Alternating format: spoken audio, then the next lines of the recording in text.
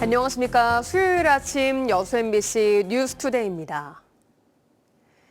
이번 총선에서 일부 후보들이 더불어민주당을 나와 무소속으로 출마하고 있습니다.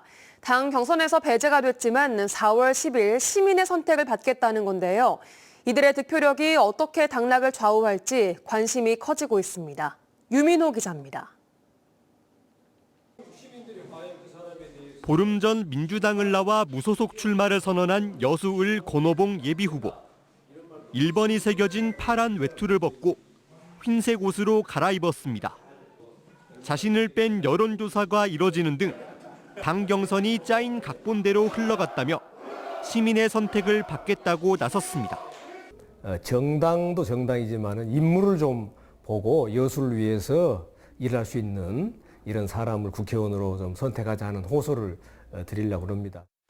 권 후보는 지난 2018년 지방선거에서 무소속으로 민주당 후보를 누르고 여수시장에 당선된 적이 있습니다. 여수을은 여수갑과 달리 민주당 조계원, 국민의힘 김희택, 진보당 여찬 후보까지 사자 대결이 성사된 만큼 치열한 경쟁이 펼쳐질 전망입니다. 순천광양 곡성 구례갑에서는 신성식 후보가 먼저 도전장을 냈습니다. 신 후보는 불합리하게 경선 배제가 결정됐고 이후 경선 과정도 석연치 않았다며 다시 싸울 기회를 달라고 밝혔습니다.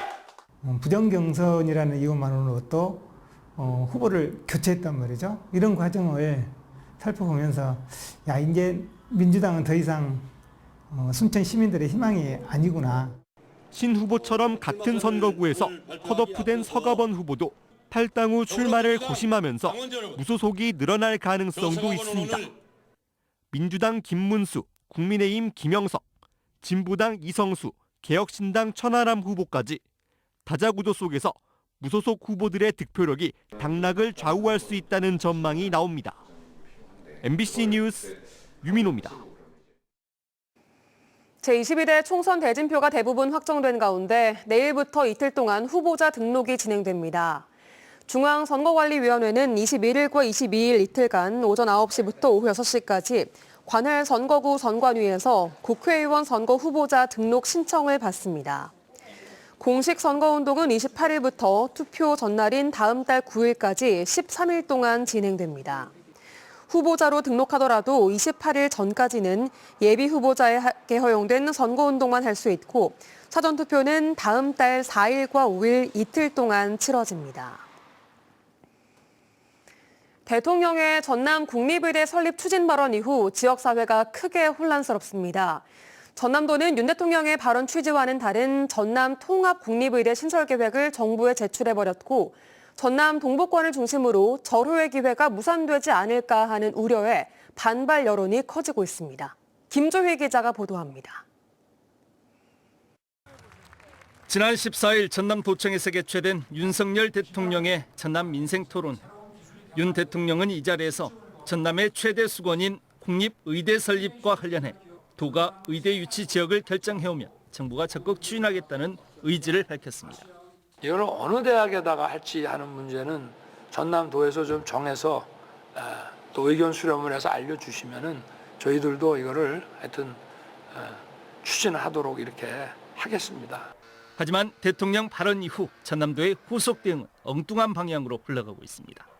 전남도는 대통령 민생토론의 다음 날 긴급 간담회를 개최하고 기존 전남 공동유치안을 고수하겠다는 의지를 재확인한 데 이어 전격적으로 정부의 통합국립의과대학 신설 신청까지 한 겁니다. 목포대 순천대가 단일 공동 의대를 하겠다 이렇게 발표한 적도 있습니다. 그래서 여러 가지를 감안했을 때 통합국립의대로 신청하는 게 가장 바람직하다 이렇게 생각을 합니다. 전남 동부지역사회는 이에 대해 좀처럼 납득할 수 없다는 반응입니다. 순천시는 전남의 의대 유치 수건 현안이 정치적 논리로 접근돼선 안 된다고 강하게 주장했습니다. 정부와 대통령 의사하고도 어긋나는 것이고 전남 동부 지역의 여망과도 어긋나는 일입니다. 그래서 저는 조금 더 깊게 민심을 수렴할 필요가 있고 정책적인 논리가 아니라 현실적인 의료 수요와 미래를 보고 결정해야 된다 이렇게 생각합니다. 순천대학교도 전남도의 일방향식 추진 방식에 크게 우려하고 있습니다. 그러면서 지역사회와 함께 광양만권 경제자유구역 내 의대와 의대병원을 설립하기 위한 구체적인 논의에 착수하겠다고 밝혔습니다. 그 점에 있어서 도하고 조금 더 협의를 해봐야 되고, 그다음에 우리 전남 동부권의 지방자치단체나 또 시민사회단체 이런 데하고도 저희가 계속 한번 그 논의를 좀 더 해보고 입장을 좀 정리해야 되지 않을까 생각합니다. 전남 통합 의대 설립의 전제 조건으로 목포대와 순천대의 대학 통합까지 언급되면서 논란이 크게 증폭하고 있는 상황. 정부의 뜻도 민의도 제대로 반영하지 못한 전남도의 행정에 지역 완결형 공공의료 서비스 체계 구축을 위한 절호의 기회가 자칫 무의로 그치지 않을까 지역 내 우려의 목소리가 확산하고 있습니다. MBC 뉴스 김주희입니다. 광양시가 구봉산 골든브릿지와 섬진강 두꺼비 인도교 건립 등 지역 현안 사업에 대한 적극적인 지원을 전남도에 건의했습니다. 광양시는 최근 정인하 시장이 김영록 전남도지사를 직접 만나 3건의 지역 현안 사업과 탄소 중립 실현 시민 감동 정원 조성 등 특별 조정 교부금 사업 2건 등 총 사업비 600억 원의 규모인 5건의 사업에 대한 적극적인 지원을 요청했으며 김 지사도 적극적인 협력을 약속했다고 밝혔습니다. 광양시는 현안 사업 추진을 위해서는 전남도와의 협업이 중요하다고 보고 앞으로도 긴밀한 협력을 통해 내년도 국도비 확보에 주력하겠다고 강조했습니다. 전남도의회 경제관광문화위원회는 한국학 호남진흥원과 전남테크노파크 등 전라남도 출연기관 업무 보고를 받았습니다. 전남도의회 경제관광문화위원회는 한국학 호남진흥원 성과 공유와 확산을 위해 대중 강연 횟수를 늘릴 것과 세계 28개국 62개소 해외 비즈니스 센터를 운영하고 있는 전남 테크노파크에는 도내 중소기업의 해외 판로 개척과 수출을 돕기 위해 더욱 노력해 줄 것을 주문했습니다. 지역으로 귀농 귀촌을 하기 전 석 달을 미리 살아보는 프로그램은 지역 소멸 위기를 극복하기 위한 지자체의 대표적인 인구 시책으로 이미 그 성과가 확인됐습니다. 고흥군은 지난해 금산면에 이어 올해는 남양면까지 2개 마을에서 석 달 살아보기 체험에 나설 참가자를 모집하고 있습니다.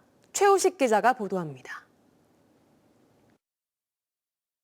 고흥군 금산면 상하촌 마을에 정착해 바다 낚시와 여행, 힐링 유튜브 채널을 운영 중인 김인산 씨. 지난해 고흥에서 석 달 살아보기 프로그램을 통해 고향 마을로 귀촌했고 이제는 어엿한 중견 유튜버로서 이달 말 구독자 초청 행사 준비로 분주합니다. 내려와서 한 달 살기 프로그램을 통해서 유튜브도 배우고 또 여기 계시는 분하고 많은 친목도 다져서 지금 유튜브를 운영하고 있습니다. 그 프로그램 때문에 제가 많은 혜택을 받았고 함께 석 달 살아보기에 참여했던 19명 가운데 9명이 실제로 고흥에 전입해 살고 있고 인터넷 쇼핑몰과 유자재배, 사회복지사 등 다양한 분야에서 활동하고 있습니다. 올해 고흥군은 금산면 상하촌 마을에 이어 남양면 선정마을까지 2곳에서 예비귀촌인 11팀을 신청받아 석 달 살아보기 프로그램을 운영합니다. 참가자들이 생활하게 될 숙소와 첫 주에 먹을 식재료까지 준비돼 있고 주민들과 만나서 소통할 공간도 마련돼 있습니다. 어르신들만 있던 이 마을에 젊은 귀농 귀촌인들이 와서 마을에 활력을 불어 넣어주니까 모두들 좋아하고 긍정적으로 생각하고 있습니다. 특히 우리 상하촌 마을은 지난해 이어 2년 연속 전남에서 살아보기 사업에 선정되었고 고흥군은 이달 말까지 신청을 받아 다음 달부터 석 달간 농촌에 거주하면서 농촌의 생활과 문화를 이해하고 지역 주민과의 교류를 통해 정착하도록 지원할 계획입니다. 고흥에서 살아보기 프로그램과 함께 고흥군에서는 농어촌 생활에 대한 이해를 높이고 안정적으로 정착하실 수 있도록 농촌 멘토와 도시민 멘티를 연결해 장목별 전문 교육을 실시하는 농업 배움터와 도시민 농촌 문화체험 팸투어를 고흥에서 석 달 살기 프로그램이 작지만 실질적인 성과로 이어지면서 고흥군의 2030년 인구 10만이란 목표가 새로운 초석을 다지고 있습니다. MBC 뉴스 최우식입니다. 순천 동천 일원에서 벚꽃축제가 열립니다.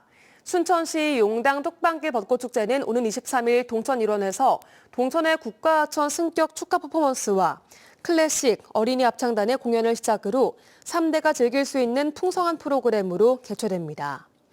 순천시 용당 뚝방길 벚꽃축제는 올해로 10회째로 해마다 1000여 명 이상이 방문하는 삼산동의 대표적인 봄꽃 축제입니다. 전국 상가들을 돌며 물건을 대량으로 살 것처럼 접근해 현금을 빌린 뒤 달아난 사기범이 검거됐습니다. 상인들을 속여서 상습적으로 5만 원, 10만 원씩 현금을 빌렸는데 모인 피해 금액이 수백만 원 상당입니다. 서희령 기자가 취재했습니다. 정육점에 들어선 한 남성이 아버지 마을잔치에 쓸 거라며 고기 60kg을 주문합니다. 필요 물품이 적힌 종이까지 내보이며 가격 흥정도 벌입니다. 그러더니 지금은 돈이 부족하다며 나중에 돈을 계좌입금하겠다고 말합니다. 주민등록증까지 보여주며 가게 주인을 안심시킨 남성은 택시비 5만 원을 빌려 가게를 나선 뒤 그대로 연락이 끊겼습니다. 고기를 대량으로 주문하기도 했고 제 앞에서 아버지하고 통화도 하셨고 굳이 그 5만 원, 10만 원 때문에 사기칠 거라고도 생각을 못했고 알고 보니 이 남성은 상습 사기를 벌여온 동종전과 30범 이상의 김모 씨로 수배 중인 상태였습니다. 지난해 같은 피해를 입은 목포의 한 과일 가게. 손님 행세를 한 김 씨는 어머니 생일에 나눠 먹으려 한다며 과일을 박스채로 주문했습니다. 10여 박스를 살 것처럼 속인 뒤 주인에게 옆 가게 생선을 사오겠다며 현금을 빌렸습니다. 생각 없이 과일을 그렇게 샀으니까 옛날에 그 자기 집에 배달 온 적도 있대요. 거의 15만 원을 줬는데 그 손님이 딱 나가고 나니까 아차 이거는 내가 당했구나. 인근 옷가게에서는 70만 원 상당의 옷을 외국으로 보내달라고 한 뒤 니트와 신발 등을 입고 달아나기도 했습니다. 김 씨가 지난해 4월부터 1년 동안 이 같은 거짓 주문과 소액 사기로 가로챈 돈은 확인된 것만 350여만 원. 피해 상인은 20명에 달합니다. 대구와 익산 등 전국에서 피해 신고가 잇따르자 버스터미널 등 주요 동선을 확인하던 경찰에게 결국 덜미가 잡혔습니다. 피해액 소액으로 시민들의 신고를 주저하시는데 이 같은 범행을 예방하는 길은 시민들의 적극적인 신고로 경찰은 김 씨를 상습 사기 혐의로 구속하는 한편 피해자들이 더 있을 것으로 보고 여죄를 추적하고 있습니다. MBC 뉴스 서희령입니다. 광양항의 복합물류와 제조시설 부지 확충을 위한 동서측 배후단지 조성공사가 마무리됐습니다. 여수광양항만공사는 어제 광양항 동서측 배후단지 확충공사를 완료하고 준공검사를 실시했으며 지난 13개월 동안 품질 안전사고 무죄해 달성과 함께 부족한 배후단지 확보를 통해 광양항 물동량 창출에 기여할 것이라고 밝혔습니다.